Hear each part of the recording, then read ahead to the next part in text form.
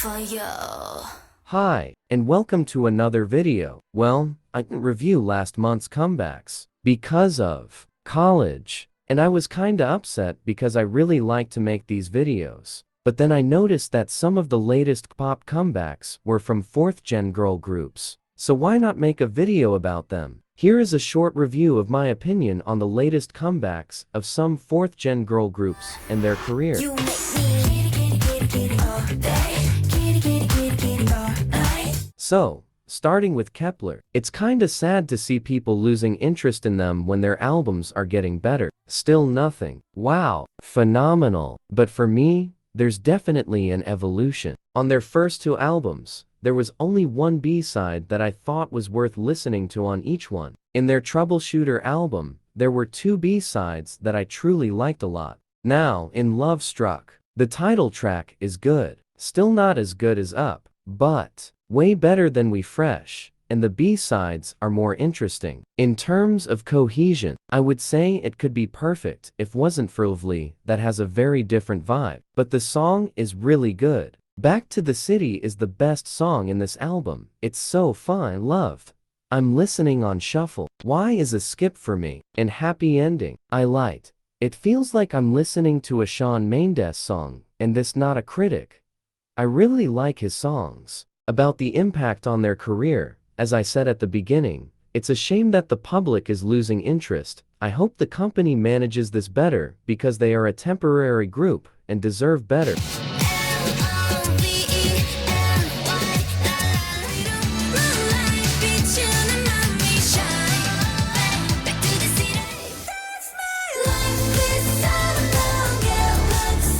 Next is IVE's first full album, and I'll start by saying that the only bad thing about it is how uncreative the design is. Like, I get that the minimalism, but there's a limit, and they crossed it. It's just boring. Apart from that, it's amazing. I've proved that people who said they only made single albums so there wouldn't be any bad songs were wrong. It's their first album, and it's pretty cohesive, and it only has good music. Like, I usually don't care about fansons, but Shine With Me is one of the best in the album. Well, I don't know what Not Your Girl is doing in this album, but fine, we skip it. Now, about the songs. Kitsch, it's a pretty solid pre-single. It's confused at first, but it's good. I Am is the perfect title track. At first I wasn't sure, but it took me some listens and I was already sold. The instrumental is sick. Everything sounds so grand to me. It's crazy. The MV and their amazing vocals complement it beautifully. This album shows perfectly what IVE is capable of.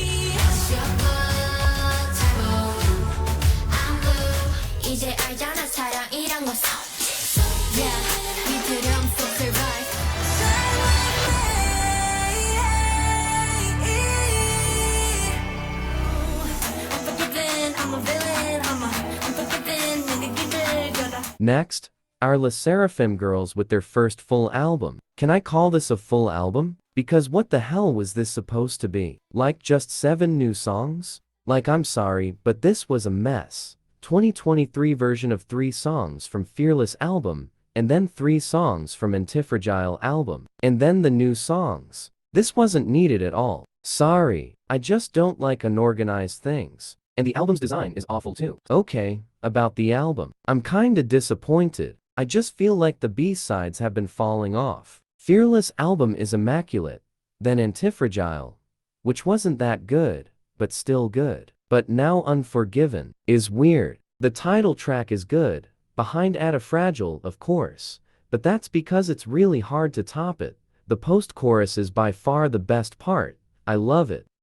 And that weird-esque choreography, it's so random and so funny. It reminded me of the completely weird choreographies that NCT has. Anyway, for me, fortunately most of the B-sides are forgettable and the album, it's not cohesive. And it makes me upset because those were the things I liked the most about their debut. Like, I'm not a big fan of the song Fearless, but the album hits so hard it makes up for it. But I can't say the same thing here. Actually, the title is the best song on this album, and I think I've said this before, but for me, that's not a good thing, because it means that no B-side was interesting enough. I don't care about Fear Not. That long title song has an amazing performance, but I don't see myself listening. Flash Forward is cute, but that's about it. No Return and Fire in the Belly are the most interesting. I like the cheerfulness of the first and the Latin inspiration of the second, but nothing like the title. For me, this album lacks something. But regardless,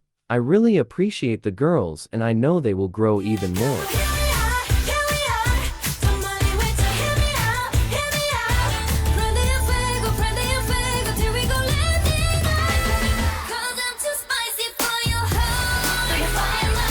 Next, aespa girls. First, I need to warn you that aespa is probably the group among all 5 in this video that I least relate to the songs. With that cleared up, damn, it doesn't even look like they're the same group that released the girls' album. Sorry, but that album is so weird. Illusion is amazing, and I like the title, but the rest is just a big no. But fortunately, this is not the reality here. It's still not my favorite kind of music, but I can say with certainty that the album is objectively good. Like I can say that whoever made my world thought it through first. And thank you for that. I still think the Savage album is better, but this one is interesting. I liked Thirsty, and I'm unhappy. This is still not exactly my cup of tea, especially the title, but I'm honestly surprised. It was a nice album. I'm glad they're back with taste. But, honestly, it'd be a little sad if this meant they're dropping their usual concept. But at the same time, if they do, it's understandable. It's not an easy concept to do every time.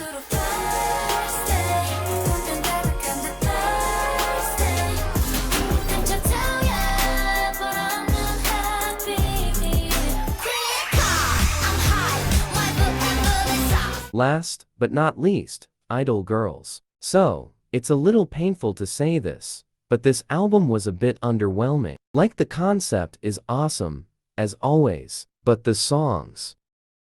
Not even the classic song written by Minnie could hype me enough. Allergy was a cool pre-single, but nothing wow. Lucid is perfect until the chorus. What happened here? But I still really like the song. All Night is very okay. Paradise is sweet, as expected. Peter Pan is a big skip, sorry. I just noticed that the ones I like the most have the most interesting Soyeon raps. And I'm not surprised, she's talented. Anyway, I think you already noticed that my favorite song is the title Queen card. I found it weird at first, but it's impossible to run away from this song. It's completely addictive. I really love the chorus and the post-chorus. So yeah, I expected a little more from the songs, but it's still very far from bad. And with every comeback, i-dle proves how talented and creative they are.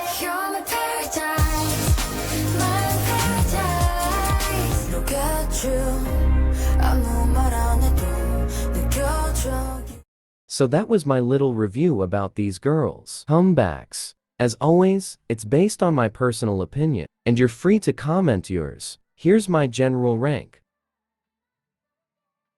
Yes, my favorite is the one that I said the least, proving that I talk better about what I don't like than about what I like. And yes, that I said I was a little disappointed is in second, because I still liked it. There's a reason I stan them, you know. If we are talking about meeting my expectations or not, it would be something like this. Because aespa surprised me and LE SSERAFIM disappointed me a bit. I don't know if you understand, but in my mind, it makes perfect sense. Anyway, I hope you enjoyed the video. Don't forget to leave a like and subscribe. Thank you and bye.